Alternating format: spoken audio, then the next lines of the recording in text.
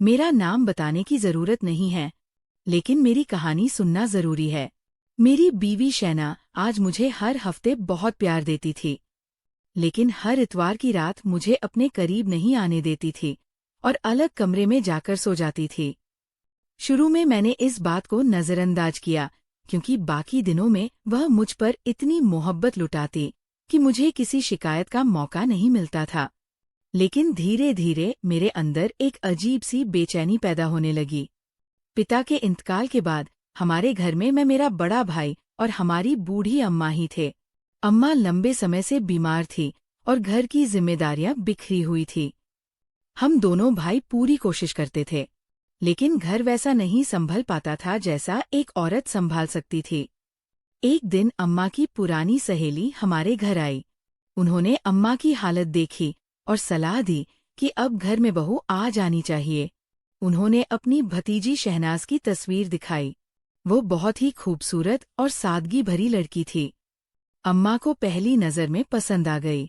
बड़े भाई ने शादी से इनकार कर दिया, क्योंकि वह भी अपनी जिम्मेदारियां और मजबूत करना चाहते थे। तब अम्मा ने मेरी शादी की बात आगे बढ़ाई। शहनाज के घर वाले हमसे बेहतर हालात में थे, लेकिन उन्होंने रिश्ते की इज्जत की और कबूल कर लिया।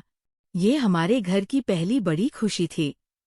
शादी का दिन आया तो अम्मा की आंखों में बरसों बाद चमक थी। जब मैं कमरे में गया तो शहनाज घूंघट में बैठी थी। वह घबराई हुई थी, लेकिन उसकी आंखों में भरोसा था। मैंने उसे तोहफा दिया और उसका चेहरा देखा। वो बेहद मासूम लग रही थी। मैंने उससे वादा किया कि इस घर में उसे पूरा सम्मान और प्यार मिलेगा। शादी के दिन बहुत अच्छे गुजरने लगे। शहनाज ने आते ही घर की जिम्मेदारी संभाल ली। अम्मा की दवाइयों से लेकर रसोई तक हर काम वह समझदारी से करने लगी। अम्मा भी उसे बेटी की तरह मोहब्बत करने लगी। मेरा भाई उससे कम ही बात करता और नजर झुकाकर रहता। घर का माहौल सुकून भरा हो गया था। मैं दफ्तर से लौटता तो शहनाज मेरा इंतजार करती। उसकी मुस्कान मेरे दिन भर की थकान दूर कर देती। हमारी शादी का एक हफ्ता हुआ था कि एक रात उसने अचानक कहा कि वो हर इतवार अलग कमरे में सोएंगे। मैंने हैरानी से पूछा क्यों? तो उसने बताया कि उसने मन्नत मांगी थी कि अगर उसे बहुत चाहने वाला शोर मिला तो वो हर इतवार खुद को उससे दूर रखेगी, ताकि अपने रब का शुक्र अदा कर सके। मुझे उसकी बात अजीब लगी, लेकिन उसके यकीन का सम्मान करते हुए मैंने हामी भर दी। इतवार की रात मेरे लिए बहुत मुश्किल थी। मैं बिस्तर पर करवटें बदलता रहा। नींद आंखों में कोसों दूर थी। उसकी गैर मौजूदगी मुझे खल रही थी। सुबह जब वो लौटी तो उसके चेहरे पर हल्की सी थकान थी। मैंने उससे कहा कि अगर जुदाई बर्दाश्त नहीं होती तो मत जाया करो, लेकिन उसने मुस्कुराकर कहा कि उसे अपनी मन्नत पूरी करनी है और धीरे धीरे आदत हो जाएगी। वक्त गुजरता गया और हर इतवार वही सिलसिला दोहराता जाने लगा। मैं बाहर से चुप था, लेकिन अंदर ही अंदर सवाल उठने लगे। एक रात मुझसे रहा नहीं गया। मैंने तय किया कि इस बार उसे वापस ले आऊं। जब उसके कमरे में गया तो वो वहां नहीं थी। मेरा दिल घबरा गया। आधी रात को वो कहाँ जा सकती है? घर पड़ा था। मैं उसे ढूंढने लगा। तभी स्टोर रूम की तरफ से धीमी सी आवाज सुनाई दी। मेरा दिल तेज धड़कने लगा। मैं धीरे से दरवाजा खोलकर अंदर गया तो देखा शहनाज और मेरा भाई वहां मौजूद थे। शहनाज घबराई हुई थी और भाई उसे शांत कराने की कोशिश कर रहा था। मुझे देखते ही भाई ने कहा वह किसी अजनबी से मिलने आई थी, और जब उसने रोका तो वो उल्टा इल्जाम लगाने लगी। मेरी आंखों के सामने जैसे अंधेरा छा गया। मैंने बिना पूरी बात सुने शहनाज को कमरे में ले आया। वह रो रही थी और बार बार कह रही थी कि उसकी बात सुनी जाए। उसने बताया कि शादी से पहले वो एक लड़के को पसंद करती थी, लेकिन शादी के बाद सब खत्म कर चुकी थी। उसी सिलसिले में आखिरी बार मिलने गई थी। तभी भाई ने उनकी वीडियो बना ली और बाद में उसे डराने लगा। वो डर गई थी कि अगर बात खुली तो घर टूट जाएगा, इसलिए मजबूरी में वो हर इतवार उसके कहने पर वहां जाती थी। लेकिन वो कभी खुश नहीं थी। उसकी आंखों में आंसू थे और आवाज कांप रही थी। मैं उलझन में पड़ गया। एक तरफ मेरा भाई था जिस पर मुझे हमेशा भरोसा रहा, और दूसरी तरफ मेरी बीवी जिसकी बातों में सच्चाई झलक रही थी। मैं फैसला नहीं कर पा रहा था कि किस पर यकीन करूं। आखिर मैंने तय किया कि फिलहाल वह अपने मायके चली जाए, ताकि मैं ठंडे दिमाग से सोच सकूं। सुबह मैं उसे छोड़ आया। वह जाते हुए सिर्फ इतना कह रही थी कि वह मुझसे मोहब्बत करती है और जो उसने किया मजबूरी में किया। घर लौटते हुए मेरा दिल भारी था।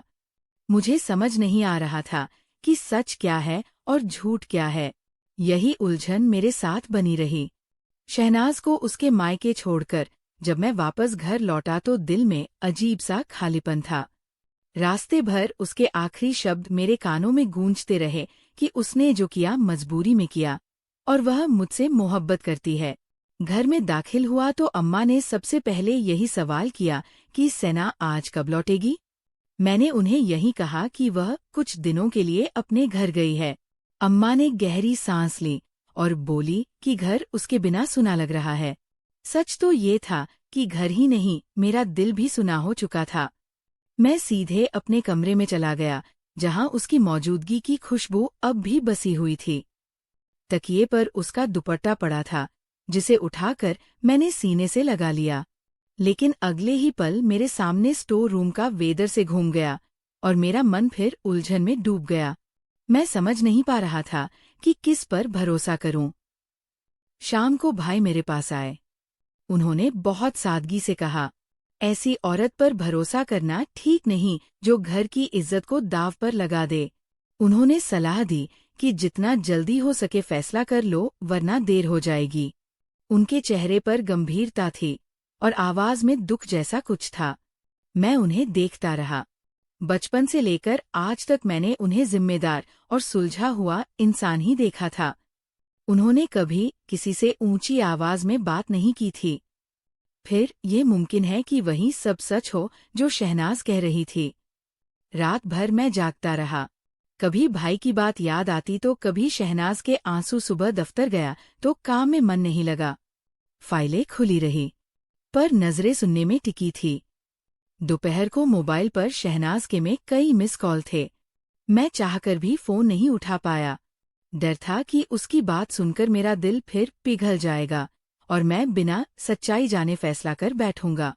घर लौटकर अम्मा के पास बैठा तो उन्होंने कहा कि बहू ने इस घर को संभाल लिया था। उसके बिना सब बिखरा सा लग रहा है। उनकी आंखों में सच्चा स्नेह था। उन्होंने कहा कि सना जैसी लड़की किस्मत वालों को मिलते हैं। ये सुनकर मेरा सिर झुक गया, क्योंकि मैं खुद नहीं जानता था कि मैं किस्मत वाला हूँ या बदकिस्मत। दिन इसी तरह गुजरते रहे। घर में खामोशी बढ़ती गई। भाई बाहर से सामान्य दिखते, लेकिन कभी कभी उनकी नजरों में एक बेचैनी सी दिखती जिसे मैं समझ नहीं पाता। एक शाम उन्होंने फिर कहा कि बात को ज्यादा मत खींचो, तलाक दे दो और आगे बढ़ो। उनकी ये जल्दी मुझे अंदर से चुभे। मैंने पहली बार उनसे पूछा, अगर वो सचमुच किसी से मिलने आई थी तो वो आदमी कौन था? भाई कुछ पल चुप रहे, फिर बोले कि अंधेरे में चेहरा साफ नहीं दिखा, वो भाग गया। ये जवाब मुझे अधूरा लगा, लेकिन मैंने कुछ नहीं कहा। उसी रात अम्मा की तबीयत अचानक बिगड़ गई। उन्हें अस्पताल में ले जाना पड़ा। डॉक्टर ने कहा कि उन्हें ज्यादा तनाव से दूर रखें। मैं समझ गया कि घर की ये खामोशी और बेचैनी अम्मा को अंदर ही अंदर खाए जा रही है। अस्पताल की बेंच पर बैठा मैं सोचता रहा कि अगर सना सच कह रही है तो मैंने उसके साथ बहुत अन्याय किया है, और अगर भाई सच कह रहे हैं तो मैं अपनी जिंदगी में सबसे बड़े धोखे का शिकार हूँ। दोनों ही हालत में मेरा दिल हार रहा था। अगले दिन शहनाज को फिर फोन आया। इस बार मैंने उठा लिया। उसकी आवाज बहुत कमजोर थी। उसने सिर्फ इतना पूछा कि क्या आपने मेरे बारे में कुछ सोचा? मैंने कहा कि मुझे वक्त चाहिए। वह बोली कि उसे सिर्फ इतना चाहिए कि मैं एक बार उसकी आंखों में देखकर फैसला करूं। वह सच से भागना नहीं चाहती। उसकी आवाज में डर कम और सच्चाई ज्यादा थी। फोन कटने के बाद मैं देर तक सोचता रहा, क्या वाकई मैंने बिना सुने फैसला कर लिया था? उसी शाम एक खबर ने सब कुछ बदल दिया। हमें सूचना मिली कि बाइक का एक्सीडेंट हो गया। मैं भागता हुआ अस्पताल पहुंचा। उनका ऑपरेशन चल रहा था। कई घंटे बाद डॉक्टर बाहर आए और बताया कि हालत गंभीर थी, लेकिन जान बच गई। हालांकि चोट गहरी है, होश आने में समय लगेगा। अम्मा को जब पता चला तो वह रो पड़ी। मैं खुद को संभालते हुए उनके पास खड़ा रहा। उन पलों ने मुझे सहजनाज की याद आ रही थी। ना कोई आरोप, बस भाई की जिंदगी दांव पर लगी थी। 15 दिन अस्पताल के चक्कर लगते रहे। आखिर एक दिन भाई को होश आया।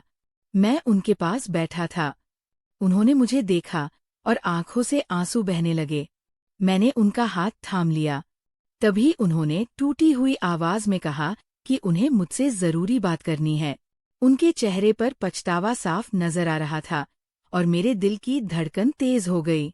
मुझे एहसास हुआ कि अब वो सच सामने आने वाला है, जिससे मैं इतने दिनों से भाग रहा था, और मेरी जिंदगी एक बार फिर बदलने वाली है। भाई ने कांपती हुई आवाज में मुझसे कहा कि दरवाजा बंद कर दो, मुझे तुमसे अकेले में बात करनी है। मैंने चुपचाप दरवाजा बंद किया और उनके बिस्तर के पास कुर्सी खींचकर बैठ गया। उनके चेहरे पर के दर्द के साथ साथ पछतावे की लकीरें साफ नजर आ रही थी। कुछ पल वो खामोश रहे, फिर उनकी आंखों से आंसू बहने लगे। उन्होंने कहा कि शहनाज बेगुनाह है, गलती उसकी नहीं मेरी है। ये सुनते ही मेरे भीतर जैसे सब कुछ थम गया। उन्होंने टूटती आवाज में बताया कि शादी के बाद से वो शहनाज की खूबसूरती से प्रभावित हो गए थे, लेकिन उन्होंने खुद को हमेशा रोके रखा। एक दिन जब शहनाज अपने मायके गई थी और किसी पुराने जानने वाले से आखिरी बार मिलने गई, तो भाई ने उन्हें देख लिया। उन्होंने दूर से कुछ पल की वीडियो बना ली, जिसमें वह आदमी शहनाज से विदा ले रहा था। बाद में भाई ने उसी वीडियो का सहारा लेकर शहनाज को डराया कि अगर वह बात नहीं मानेगी तो वह सबको दिखा देंगे। शहनाज ने बहुत समझाया कि उसका अतीत खत्म हो चुका है और अब वह सिर्फ अपने घर को बचाना चाहती है, लेकिन भाई ने अपनी कमजोरी में आकर उसे मानसिक दबाव में रखा। हर इतवार वह उसे स्टोर रूम में बुलाते थे। शहनाज वहां कभी अपनी खुशी से नहीं जाती थी।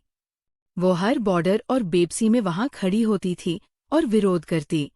उस रात भी जब मैं पहुंचा तो वह खुद को बचाने की कोशिश कर रही थी।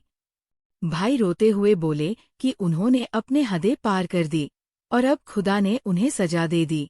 उनका एक्सीडेंट उसी रात हुआ जब उन्होंने शहनाज को फिर डराने की कोशिश की और गुस्से में घर से निकले। रास्ते में उनका वाहन फिसल गया। उन्होंने कहा कि वह कई रातों से सो नहीं पा रहे थे और अपराध बहुत उन्हें अंदर से खा रहा है। मैं सिर दबद बैठा रहा। मेरी आंखों के सामने शहनाज का रोता हुआ चेहरा घूम गया। उसकी कांपती आवाज याद आई, जिसमें वह कह रही थी कि वह मजबूर है। मुझे अपने आप पर शर्म आने लगी। मैंने बिना सच्चाई जाने उसे दोषी ठहरा दिया। भाई ने मेरा हाथ पकड़कर कहा, अगर हो सके तो सेना से माफी मांग लेना और उसे वापस ले आना। वह इस घर की इज्जत है। मैंने पहली बार अपने मजबूत दिखने वाले भाई का वो इतना टूटा हुआ देखा। मेरे दिल में गुस्सा भी था और दया भी। मैं ये सोचकर कांप उठा, अगर ये सच सामने ना आता तो मैं हमेशा गलतफहमी में जीता रहता। अस्पताल से बाहर निकला तो रात गहरी हो चुकी थी। आसमान पर बादल छाए थे, जैसे मेरे मन का बोझ वहां भी उतर आया हो। मैंने कार स्टार्ट की और सीधे शहनाज के घर की तरफ चल पड़ा। रास्ते भर मेरे मन में एक बात थी कि मुझे उससे माफी मांगनी है, उसके भरोसे को फिर से जीतना है। मैं सोच रहा था कि उसे कितनी चुपचाप ये सब सा, सिर्फ इसी घर को बचाने के लिए, और मैंने उसी पर शक किया। उसके घर पहुंचकर मैंने दरवाजा खटखटाया। उसके पिता बाहर आए। मुझे देखकर हैरान रह गए। मैंने कहा कि मुझे सेना से मिलना है। कुछ पल बाद वह सामने आई। उसका चेहरा पहले से ज्यादा थका हुआ लग रहा था, लेकिन आंखों में वह सच्चाई थी। मैं उसके सामने खड़ा रहा। सब जैसे गले में अटक गए। आखिर मैंने धीमी से कहा, मुझे माफ कर देना, मैंने तुम्हें समझने बिना फैसला किया। उसकी आंखों में आंसू आ गए, लेकिन उसने कुछ नहीं कहा। मैं जानता था कि उसकी चुप्पी में कितनी तकलीफ छुपी है। मैंने उसे भाई की कबूलियत के बारे में बताया। वह सुनकर उसे रह गई। उसके हाथ कांपने लगे। उसने कहा कि वो नहीं चाहती थी कि सच ऐसे सामने आए। वह चाहती थी कि घर टूटे नहीं। मैं उसके सामने झुक गया और कहा, अगर वह चाहे तो मैं उसे इज्जत से वापस ले जाना चाहता हूँ। फैसला उसका होगा। वह कुछ देर तक सोचती रही। फिर बोली कि उसे अपने आत्मसम्मान की भी फिक्र है और भरोसा टूटने के बाद उसे समय चाहिए। उसकी ये बात सुनकर मुझे एहसास हुआ कि सिर्फ माफी मांग लेना काफी नहीं होता, पर भरोसा फिर से बनाने में वक्त लगता है। मैं भारी दिल से वापस लौटा, लेकिन इस बार मन में साफ था कि सच सामने आ चुका है। अब आगे का रास्ता ईमानदारी से तय करना होगा। घर पहुंचकर अम्मा को भाई की हालत और सच्चाई के बारे में बताने का साहस जुटाना था और अपनी जिंदगी को फिर से संभालना था। मेरी कहानी अब एक नए मोड़ पर थी, जहां पछतावा भी था और उम्मीद भी कि शायद ये रिश्ते फिर से जुड़ सके। घर लौटते वक्त मेरे दिल में अजीब सा सुकून भी था और भारीपन भी। सुकून इस बात का कि सच सामने आ चुका था, और भारीपन इस बात का कि मैंने अपनी ही बीवी को बिना कसूर के ठुकरा दिया। घर पहुंचकर सबसे पहले मैं माँ के पास गया। वह भाई की चिंता में पहले ही कमजोर हो चुकी थी। मैंने हिम्मत उठाकर उन्हें सारी सच्चाई बता दी। शुरू में तो वो ऐसे रह गए, फिर उनकी आंखों से आंसू बहने लगे। उन्होंने कहा कि उन्होंने शहनाज को हमेशा बेटी माना और वह जानती थी कि वो गलत नहीं हो सकती। अम्मा ने मुझे समझाया कि जब भरोसा टूटता है तो सिर्फ सच जान लेना काफी नहीं होता, उसे जोड़ने के लिए सच्चे दिल से कोशिश करनी पड़ती है। उधर भाई अस्पताल में थे। उनकी हालत सितर थी, लेकिन चलने फिरने की ताकत जा चुकी थी। वह रोज उनके पास जाता। वह हर बार एक ही बात दोहराते कि सेना से माफी मांगना और उसे इज्जत के साथ वापस लाना। मैंने तय कर लिया था कि मैं अपनी गलती सुधारूंगा। अगले दिन मैं फिर शहनाज जी के घर गया। इस बार खाली हाथ नहीं, बल्कि सच्चे इरादे के साथ। मैंने उसके माता पिता के सामने सिर झुकाकर कहा कि गलती मेरी थी। मैंने बिना जांचे परेखे फैसला किया और उनकी बेटी को दुख दिया। सेना चुपचाप सब सुनती रही। मैंने उससे कहा कि अगर वो वापस आएगी तो इस घर में पहले से ज्यादा सम्मान के साथ आएगी, और अब कोई भी फैसला बिना उसकी बात सुने नहीं होगा। उसने मेरी तरफ देखा। उसकी आंखों में दर्द अभी बाकी था, लेकिन उनमें उम्मीद की हल्की सी झलक भी थी। उसने कहा कि वह लौटेगी, लेकिन एक शर्त पर कि हमारे बीच अब कभी कोई बातें छिपाई नहीं जाएगी और हर मुश्किल का सामना साथ मिलकर करेंगे। मैंने उसकी शर्त मान ली। कुछ दिनों बाद वह मेरे साथ घर लौटी। अम्मा ने उसे गले लगा लिया। घर में जैसे फिर से रौनक लौट आई। भाई को जब बताया गया कि शहनाज वापस आ गई तो उनकी आंखों मेरा हाथ दिखाई दी। उन्होंने उसे माफी मांगी। शहनाज ने बड़े दिल से उन्हें माफ तो कर दिया, लेकिन दूरी बनाए रखी, क्योंकि कुछ गाव उभरने में वक्त लगता है। समय के साथ घर का माहौल धीरे धीरे सामान्य होने लगा। मैंने सीखा कि रिश्ते बस से नहीं, भरोसे से चलते हैं, और एक छोटी सी गलतफहमी भी जिंदगी को भी खा सकती है। अगर उस दिन सच सामने ना आता तो शायद मैं अपनी सबसे कीमती चीज खो देता। आज मैं हर दिन शहनाज का सम्मान करता हूँ और उसकी खामोशी को भी समझने की कोशिश करता हूँ, क्योंकि कभी कभी जो सबसे ज्यादा चुप रहता है वही सबसे ज्यादा सहरा होता है। हमारी जिंदगी फिर पटरी पर आ गई, लेकिन ये कहानी मुझे हमेशा याद दिलाती रहेगी कि भरोसा टूटने से पहले सच जान लेना कितना जरूरी है। दोस्तों, अगर आपको मेरी ये कहानी पसंद आई हो तो इसे लाइक और शेयर जरूर करें, और चैनल को सब्सक्राइब करना ना भूलें, ताकि आगे भी आपको ऐसी कहानियां तक